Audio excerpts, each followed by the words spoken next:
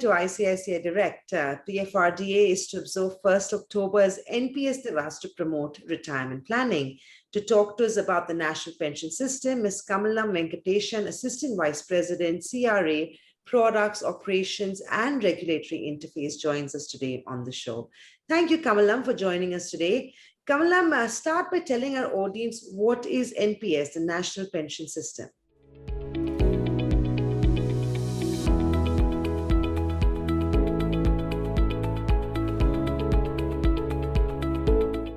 Thanks, Amina, for the introduction. Yeah, so now NPS, like everyone talks about National Pension System, more than National Pension System, everyone knows about NPS. The word NPS is the word. And I think now PFRDA is also coming out, like 1st October being the International Day of Older Persons. They are coming out with NPS Divas also to create awareness about NPS across all sectors of the country. See, basically, if we have to see what is NPS, so we can just make it a very simple statement saying NPS is a pension product used for the retirement. Correct? That is simple. So what is the origin of it? So the word pension in this country for quite long time, it was associated with only a particular sector where, if you work in a government that you get after 60, after you retire, you get some pension for your lifelong, and this is the amount of pension you may get it. That life is so secure. So that kind of buzz was going around and everyone feels the same. That was a fact of the case also. But later on, then the OASIS committee was formed to see what kind of revolution can be made in the pension reforms and pension sector in India. And considering that there is a good amount of population, they are outside the purview of pension or social security. That was a beginning or origin of this NPS. So they came out with the main what I can say, recommendation that pension as a platform or as a product should be available to all sectors of the country. It should not be restricted to one sector. So that was a basic recommendation of it. And it has to support all the 4 pillars of the pension. That should be voluntary contribution, there should be a government contribution, and all sectors should be able to save for their future. So in this idea, in 2004, NPS was first introduced for the government sector. So it was for the government sector. So the question can come. They were anyway having previously also. What's the difference between and as compared to 2004 January 1st and before that? So the before Jan 2004, NPS was the pension system which was prevailing in the government sector was about the defined pension system. Where government, once somebody joins a government service, the pension is defined based on certain parameters, and after so much. After the retirement that you will be getting so much amount of pension. This is based on certain parameters.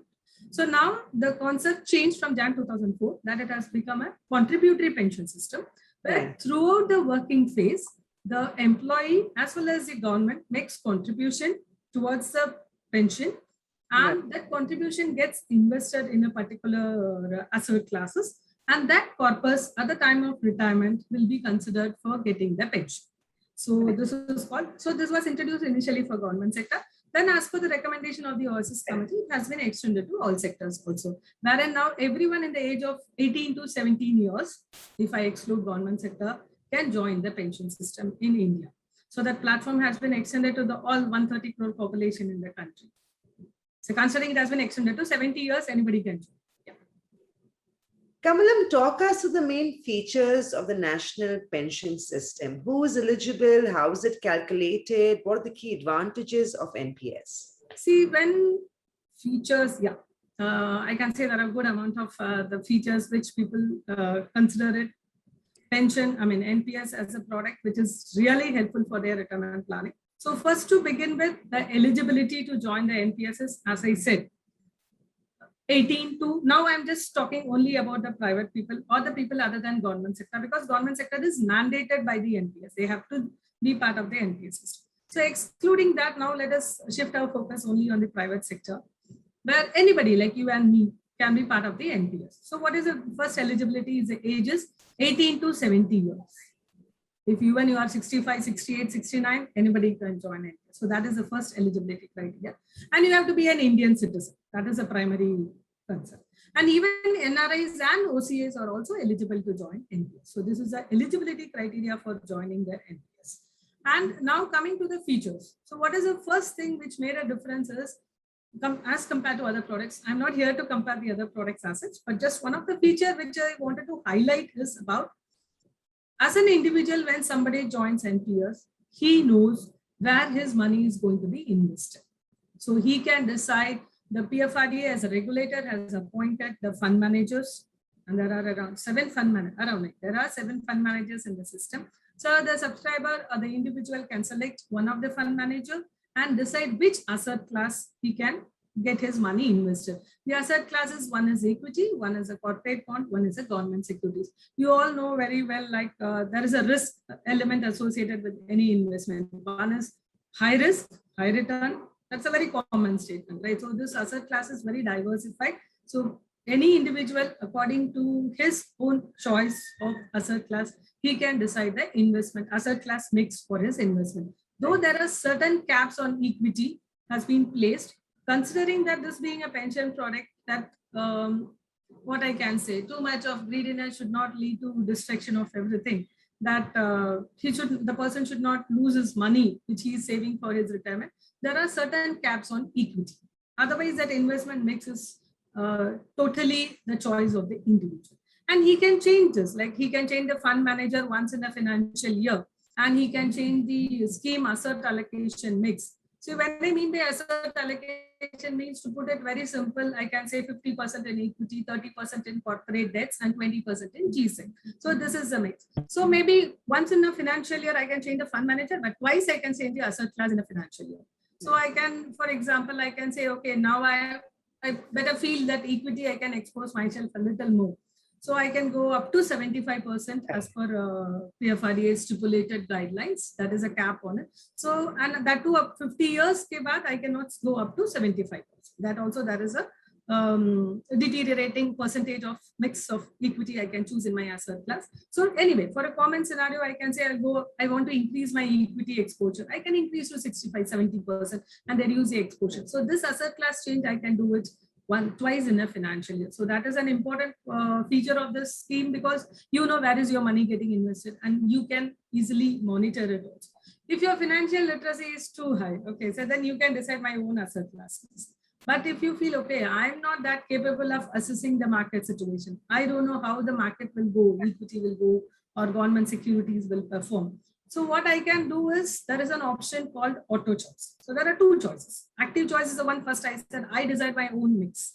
Now there is another one which is auto choice, where I just give it to that is a mix, that is a, what I can say, fund allocation ratio that has been decided by PFRDA, which is as per the discussion with various experts in the market. So now based on the age, my asset allocation ratio is decided. The fund manager I will select. I know, okay, the fund manager, this person, this fund manager is better. So I can change it, decide a fund manager, I can change it also. But I can restrict myself to auto choice, wherein my funds will be invested as per the asset ratio, allocation ratio determined by PFRDA. So this is an aspect related to scheme. Now, when you talk about the other features, there is another important feature of NPS, there is something called tier 2. Mm-hmm. Okay, so the prerequisite for the tier 2, why we call it tier 2, I'll just tell you in a minute. That somebody should have a pension account, which is called the tier 1 account. So far, I was explaining about this tier 1 account. So now, if I open a tier 1 account, PFRDA has given this platform. Okay, you also open a tier 2 account. Then what is the difference between the two? So basic simple differences: one is a pension account, one is an investment account. So what do you mean by investment account? You can put your money and you can withdraw as per your requirements. Right. See, in case of tier 1, which is a pension account, there are restrictions on withdrawal. There should be also, because if you keep on withdrawing, there will not be any corpus left at the end of the retirement. Correct. So you keep on, the tendency to withdraw will be more unless you block that withdrawal. So that is why tier 1, there is a restriction on withdrawals. But tier 2 is the same platform where your funds are getting invested, but you can withdraw as per. So you can contribute and withdraw as per your choice. There is no limit on the number of contributions or number of withdrawals can be made. And it's a zero balance account. Anytime you want to contribute, anytime you want to withdraw. And that is, there are no charges associated to this account like AMC kind of a thing. It's only a transaction-based charges. Even you can have two different scheme choices for tier 1 and tier 2. So two different bank accounts, two different nominees for tier 1. So much flexibility has been given as an NPS as a product. And this is as far as another important feature. So these are the main two features. And then there is no contribution restriction. You can have, there is no limit on how much contribution you can make. Then there is always a question about it. If there is no limit, will I get tax benefit for the entire amount I contribute to for the NPS asset? Because tax benefit is also seen as one of the important advantage of contributing to NPS. So people generally say, when you think about retirement planning, don't think about tax benefit. But if I see, there are always questions. Do you want to save for tax or you want to accumulate your wealth? Both cannot go hand in hand. That is the general feeling people have it.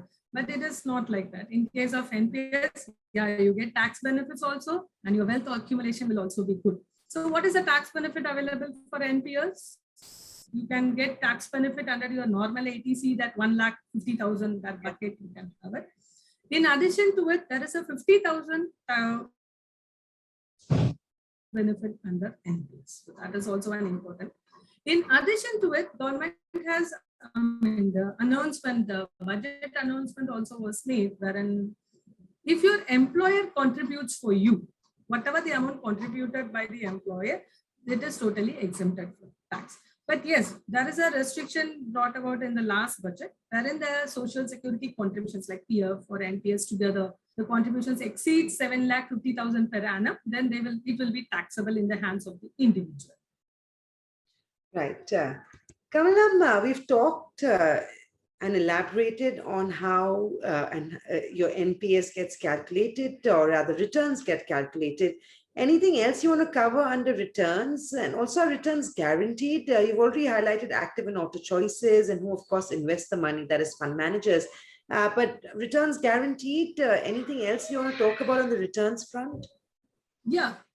As you know, it's a market-linked product. So the returns as such is not guaranteed. But PFRDA has also come out, the chairman PFRDA has announced that they are looking into a minimum assurance return guarantee also as part of one of the feature of NPS. They are looking into it. What is the feasibility of introducing that? So NPS has evolved over a period of time in a very long manner. So maybe we can expect something as a minimum assured return, guaranteed return, what as your question says, can be expected from NPS also or it to decide or finalize stage kind of thing. Excluding that part of it, as I said, there is no guaranteed return. But yes, right. You can say last NPS is live or implemented for more than 10 years now, 13 years it's running, 13th year is running. And the returns are in the range of 9 to 12% if you really look into it. Right. Kamalam, NPS is a pension product. How does this fit into retirement planning? How does it compare with other retirement products? And what happens post-retirement to NPS? See, as I said, I'm not just going to compare with the other products. Yes, from NPS point of view, it is too good a product for retirement plan. Yeah, as I said, everybody says pension and retirement planning are two different things. So they are actually, it is not that. Retirement planning is what you are saving for your future. So the early you start, the more you get. That is the general rule, but it is never too late. You can start at any point of time. The NPS as I said, now it is open from 18 to 70 years. It fits into all age groups. And the asset allocation or the choice of investments given to the subscribers, it caters to the requirement. So a person who is joining at the age of 60, he has a different type of requirement. As a person who joined at the age of 25, he has a different type of requirement because he aims for another 45 years, I will contribute. Correct. So this caters to, as a retirement, it's actually, I can say it fits as a very good retirement planning product in India as far as at present. And the cost is comparatively lower. And the returns are also, as compared to many other fixed income products, the returns is also too high. And so we can say it is. But the point, and then the question what you asked, like what happens after retirement? So actually, there is so much flexibility in the product. Even after retirement, there is a lot of flexibility to you. So like you can, after 60, you are allowed to withdraw Right. Also, You Kamalam, have to annuitize. right. Kamalam, PFRDA is announced that they will observe 1st October as Yeah. NPS Divas to promote retirement planning. What are your thoughts on that? As I said in the beginning, that it's October 1st being the International Day of Older Persons. It's aptly being observed as the NPS Divas as well, because NPS is associated with the retirement planning and saving for your future. So it is very apt. And the important point to notice, see, the awareness about NPS to be spread. So all the energy, and like any day being celebrated as a particular day, the awareness and the curiosity begins. You like tend to know about it more, and it helps you to. So in case of NPS also, it helps you to know about what is NPS. So that awareness being created, or the buzzword being created about NPS Divas definitely gets into the minds of the people to know what is NPS if somebody is not part of the NPS, and they try to be part of the system to contribute for their savings for future. So I think it's aptly been celebrated 1st October as a NPS Divas. Right. The pension regulator clearly is aiming to encourage every citizen, working professionals and self-employed professionals to plan towards creating a financial cushion to ensure for oneself a financially sound future after retirement. Kamalam, you've highlighted most of the important aspects of the national pension system. To conclude, anything else that you want to tell our viewers, encourage them, talk about why investing for the future, planning for your retirement early on is important, because there is a power of compounding out there, which one can benefit from if they start sooner than later. Yeah, you yourself made it very clear. Yes, the power of compounding is a huge power. The strength of compounding, people understand when they started, only they will know, oh my God. They don't realize when they say month on month, but when they see the accumulation with the compounding, they see, yeah, this is what I have earned. So yes, if I want to conclude, I will say NPS is a very good product for retirement planning. And as I said, starting early, the power of compounding really helps to see an enormous growth in the corpus. But it is never too late. Anybody can start at any age for the purpose of saving for their retirement. And NPS has so much flexibility to accommodate the requirements of the different sectors of the country. Right. Thank you for that, Kamalam. To wrap it up, one must invest in NPS as it's a low-cost investment scheme that allows exposure to the equity markets for up to 75% of your corpus. The product is rationally taxes efficiently, and more importantly, lets you take advantage of the power of compounding. Thank you for joining us on the show today, and that's for all our viewers. The 1st October is NPS Divas. So what you need to do is make yourself aware of retirement planning and why that's important. Thank you for joining us. Thank you, Samina. Thank you so much. Investments in securities market are subject to market risks. Read all related documents carefully before investing.